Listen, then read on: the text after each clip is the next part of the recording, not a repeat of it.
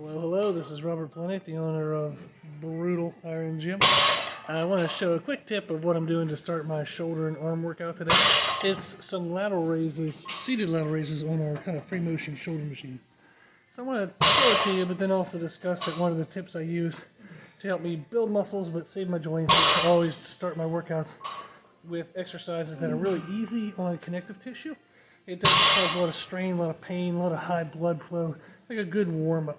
So I'm going to show you this one. It's just a one I've used every once in a while. I kind of change up what I do all the time. But this is something that's good for warming up the shoulders in a nice light way. So I'm going to do seated lateral raises into standing lateral raises. I'll back this up maybe so you can see my face. Not that my face is that important, but we'll include it anyhow. So here we go. So I'm going to aim for 10 reps of each position at a light weight and just get heavier every rep.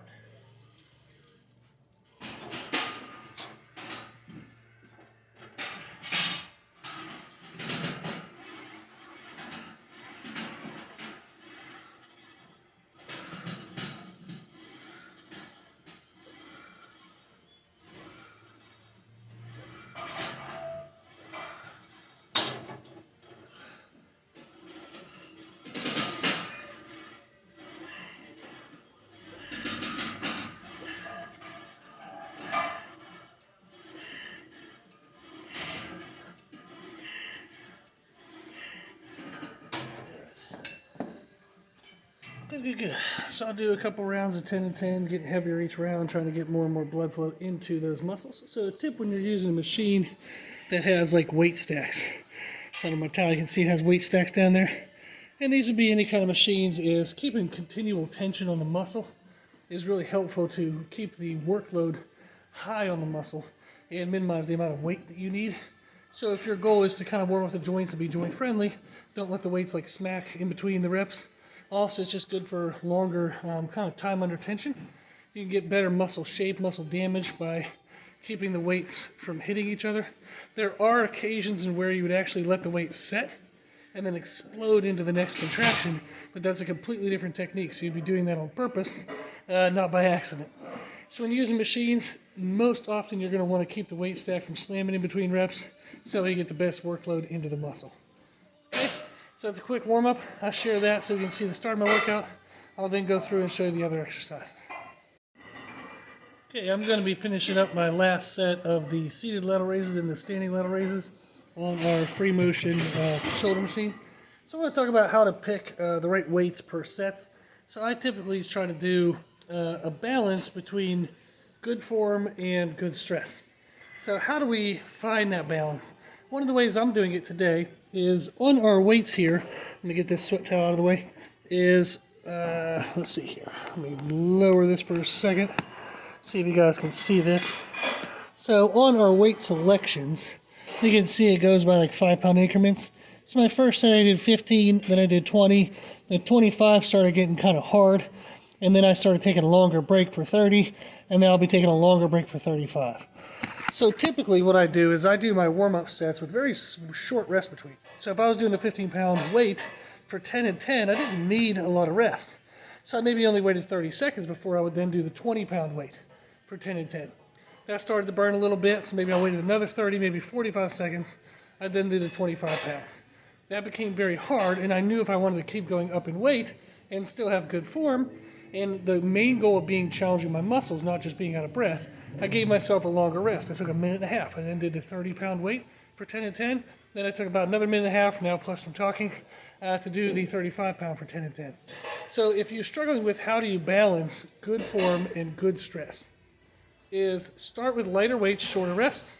As it gets heavier, like add weight each set, take a little bit longer rest. So what you want to do is try to find that balance between I can tell that I'm doing it with the right muscles, but I can tell that the right muscles are stressed. So I want to show you what a top end kind of heavy set looks like for me. And this will just be a reference, something you can think through whenever you do it, is does it look this hard or does it look too easy? Or do I look like I have like horrible form and I'm not using any of the right muscles? I'm probably going to go ahead and bump it up 5 pounds because I talked too long. So let's see how horrible of a decision that was. Might have to drop it down after the seated part. So don't be afraid to play with the weights. The main goal is that you have stress in the muscles, not how much weight you do. So if you're going for muscle damage, not actual strength production, in the sense of like trying to prove your strength to see if you can lift a certain weight or get to a certain weight. If you're just going for muscle damage, the weight doesn't matter. Just use whatever damages the right muscles. Okay, we'll see see how this goes.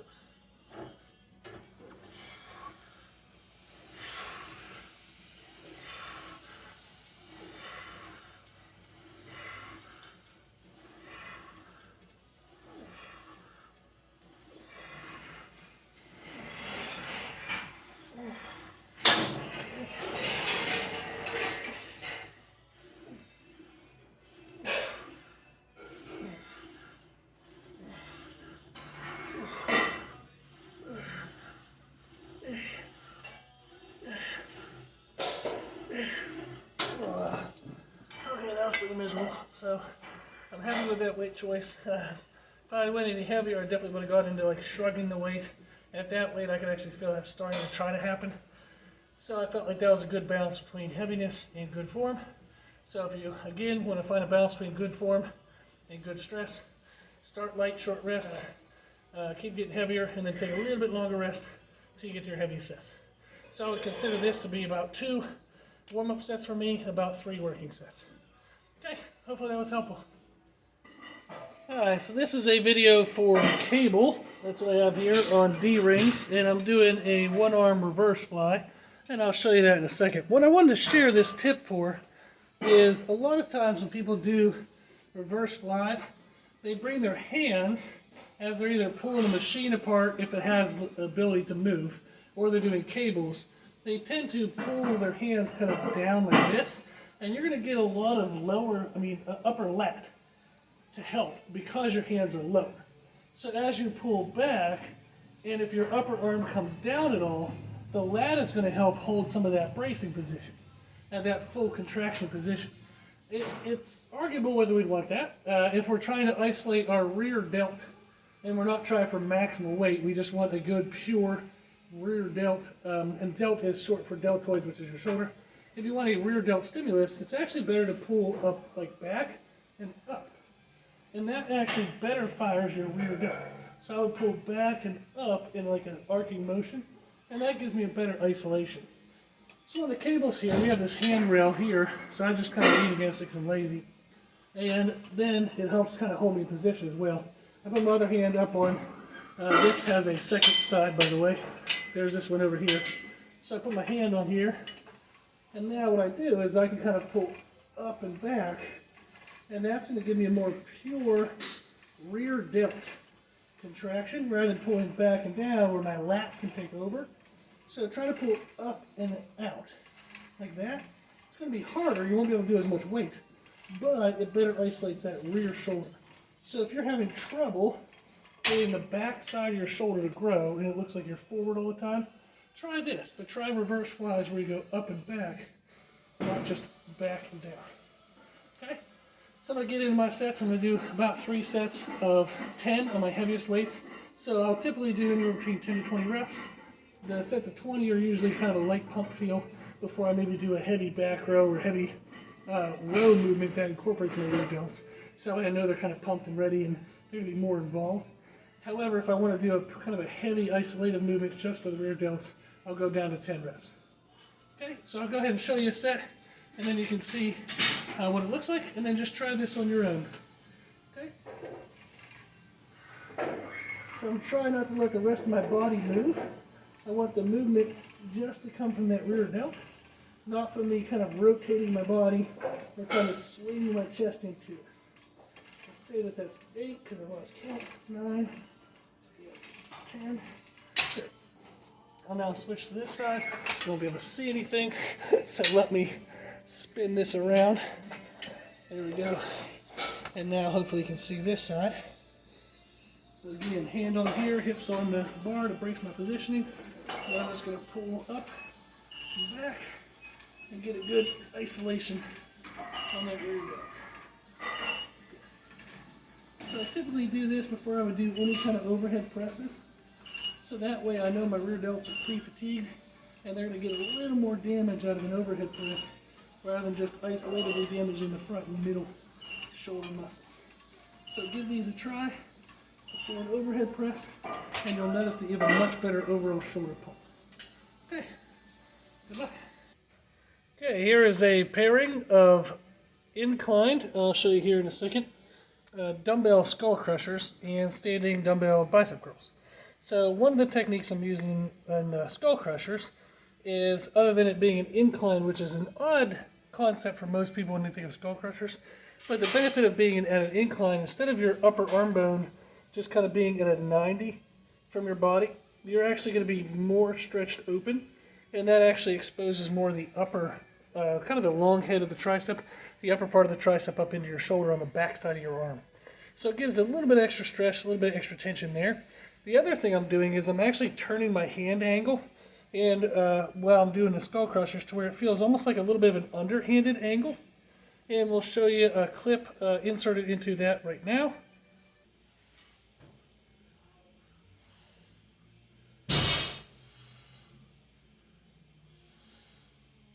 Okay, so now you got to see what it looks like. So I'll be doing that while I'm doing the skull crushers.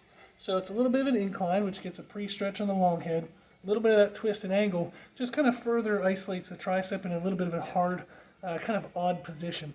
So it's just a nice little change up from a typical skull crusher. I'll then go into dumbbell curls, and these are going to be done with 21 style. So kind of bottom half for 5 to 7, top half for 5 to 7, and then full range of motion. And that just annoys the crap out of the biceps. It's just a nice change up from the normal stimulus. So these are two normal exercises that most people would do, dumbbell skull crushers and dumbbell curls, but done in a little bit of a tweak, a little bit of a unique way. So I'll set this down, stop yapping, and finally get to work, and I'll show you what the skull crushers look like.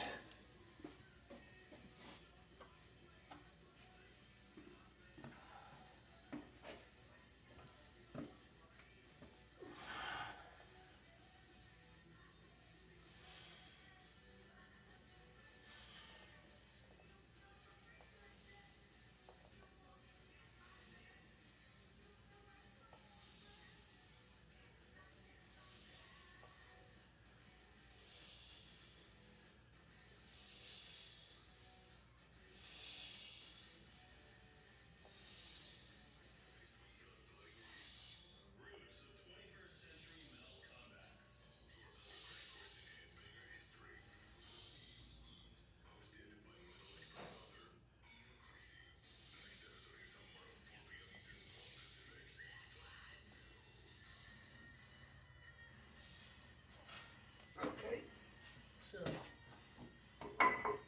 you can see when I was doing those that I was keeping my upper arm kind of angled back where the dumbbells never got kind of fully above my shoulder joint. That kept constant tension. And then I was just trying my best to, at the top, kind of feel a contraction but not lock my arm out. So that was the goal, and why it kind of maybe looked like a shortened range of motion was because I was keeping them pre-tensioned by keeping my arm kind of leaning back away from me, rather than just letting my arm come straight above my shoulder joint. And then also by kind of getting to a full extension but not locking, that helps me ensure that I have more tension on that muscle as well.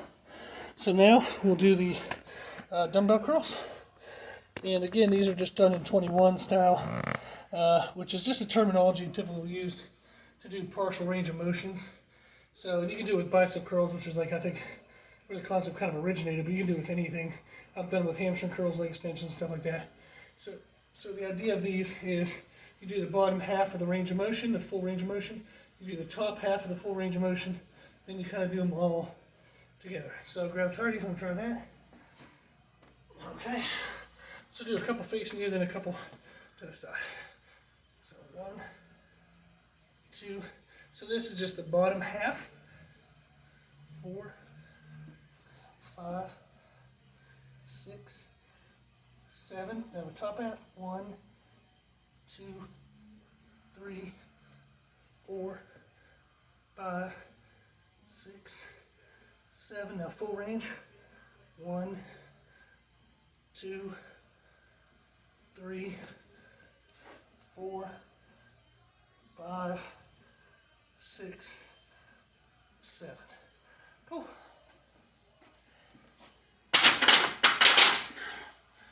Okay, so my goal will be, that was kind of like my first working set that I'd call it.